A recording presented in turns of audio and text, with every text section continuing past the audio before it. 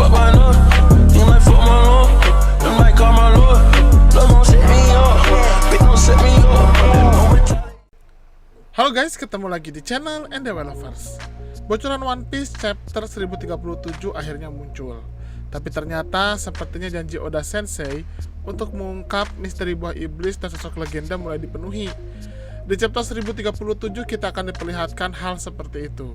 Seperti apa bocorannya? Kali ini kita akan bahas. Tapi sebelum lanjut, jangan lupa untuk klik tombol subscribe bagi yang belum subscribe, dan klik tombol like serta share video ini di semua sosmed teman-teman. Dan bagi teman-teman pecinta Marvel, jangan lupa juga untuk subscribe channel Marvel Mania yang linknya ada di kanan atas video ini ya. Let's check it out.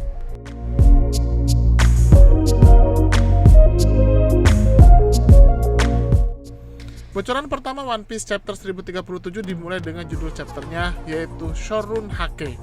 Apa itu Shorun Hake? Ternyata berhubungan dengan sosok Kaido. Disebutkan di bocoran, Kaido akhirnya meminum sake di tengah pertempurannya dengan Luffy. Mungkin kita tahu jika lawannya mulai bisa mengimbangi berbagai serangannya, Kaido pun akhirnya memutuskan untuk menggunakan teknik lain. Dan di bocoran disebutkan jika Shorun Hake itu sendiri adalah teknik Kaido yang dikuasai ketika Kaido mabok. Kaido memang kita ketahui suka sekali minum sake dan mabuk-mabukan. Tapi sepertinya kali ini sakenya juga akan meningkatkan kemampuan bertarung Kaido.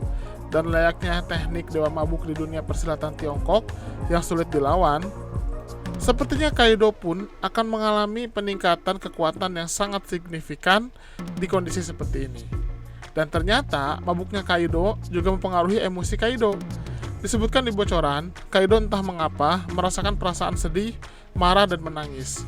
Suatu luapan emosi yang akhirnya tumpah dari seseorang yang kita ketahui berhati keras. Di situ akhirnya Kaido mengeluarkan serangan bernama Gundari Ryuseigan. Dan di sini Luffy melawannya dengan menggunakan teknik Gomu Gomu no Rock Gatling. Di sisi lain, festival bunga semakin mendekati akhir. Dan di sini para penduduknya sudah mulai tersadar akan realita kehidupan yang harus kembali mereka jalani esok harinya. Hal yang terlihat intens dan mengejutkan justru terjadi di istana Panjia di Marijoa. Para Gorosei di sana mendiskusikan penangkapan Nico Robin. Tapi ketika sedang serius-seriusnya mereka berdiskusi, ternyata ada kabar mengejutkan. Kapal perang atau armada kapal pemerintahan dunia sedang bergerak menuju Wano. Dan di sini pimpinan armada mengabari para Gorosei tentang munculnya siluet atau bayangan yang aneh. Bayangan ini muncul di antara kabut. Sayangnya di bocoran hanya disebutkan jika itu adalah bayangan dan tidak berlanjut lagi. Hanya saja di sini, para Gorosei mengatakan jika hal itu tidak mungkin. Bagi mereka, bayangan yang muncul itu harusnya merupakan siluet dari sosok atau bentuk makhluk yang sebenarnya hanyalah legenda saja. Dan harusnya makhluk itu tidak terbangun selama berabad-abad terakhir. Apakah ini bayangan yang berhubungan dengan para legenda Wano yang dijanjikan oleh Oda Sensei? Belum sampai di situ saja, bocoran One Piece juga mengungkapkan jika para Gorosei akhirnya membahas tentang misteri buah iblis. Disebutkan jika mereka telah memberikan nama lain kepada satu buah iblis untuk menyembunyikan nama aslinya. Apakah ini berhubungan dengan buah Gomu Gomu no Mi milik Luffy?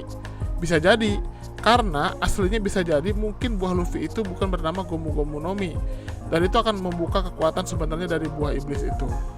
Dan akhirnya, bocoran pun diakhiri dengan penampakan bayangan makhluk legenda itu. Menurut saya pribadi, kalau kita lihat lagi, bayangan legenda ini justru merujuk kepada makhluk hidup yang berukuran besar. Dan karakter yang paling mendekati saat ini adalah Zunisha. Ya betul, Zunisha, yang merupakan gajah berukuran raksasa yang bisa membawa pulau Zou di punggungnya.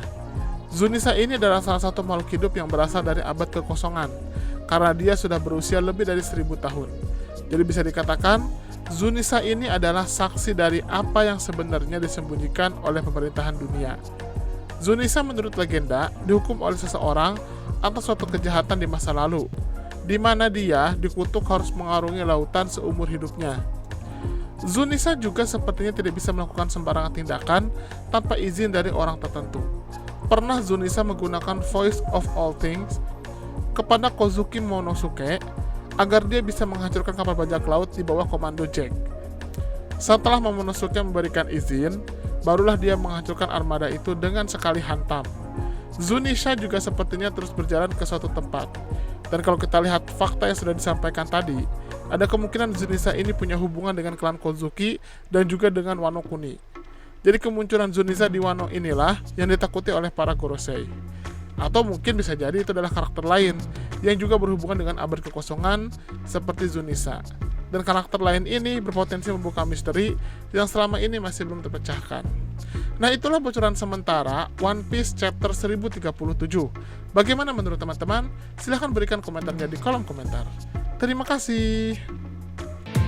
Pengumuman giveaway. NDW Lovers mau ngadain giveaway dengan hadiah yang menarik dan ada grand prize-nya loh. Hadiahnya adalah grand prize 1. Uang tunai total Rp2.500.000 untuk 2 orang pemenang, di mana masing-masing mendapatkan Rp1.250.000 yang diundi setelah channel ini mencapai 350.000 subscriber. Yang kedua, uang tunai total Rp2 juta untuk 2 orang pemenang, masing-masing mendapatkan Rp1 juta yang akan diundi setelah channel ini mencapai 300.000 subscriber. Dan 3, uang tunai total Rp1 juta untuk 2 orang pemenang, masing-masing mendapatkan Rp500.000 yang diundi setelah channel ini mencapai 250.000 subscriber. Selain itu, ada juga hadiah bulanan, yaitu voucher Google Play masing-masing senilai Rp50.000 untuk 2 orang pemenang yang diundi setiap minggu kedua dan minggu keempat setiap bulannya. Cara dapetinnya sangat mudah loh. Yang pertama, subscribe dan share channel NDW Lovers ke semua sosmed dan kerabat teman-teman, minimal tag ke 5 temannya. Yang kedua, teman-teman komentar pakai hashtag giveaway NDW Lovers di video mana saja yang tayang. Isi komentar sangat menentukan, jadi usahakan komentar yang berhubungan dengan topik bahasan dan bukan spam atau hanya komentar berupa hashtag plus alamat IG saja. Yang ketiga, wajib sertakan nama akun Instagram teman-teman di setiap komentar untuk menghindari penipuan pemenang. Yang sudah mendapatkan hadiah voucher Google Play tetap memiliki kesempatan untuk menang salah satu dari 3 hadiah grand prize, sehingga tidak usah khawatir tidak akan dapat hadiah grand prize. Kecuali jika sudah mendapatkan salah satu hadiah grand prize, maka tidak berhak lagi mendapatkan hadiah lainnya. Pengumuman pemenang di kolom komunitas dan Instagram resmi NDW Lovers. Udah itu aja. Bebas mau komentarnya apa saja dan mau di video mana saja, tapi semakin sering berkomentar di setiap video yang tayang dengan hashtag dan juga dengan alamat IG disertakan, maka kesempatannya akan semakin besar. Semangat ikut giveaway!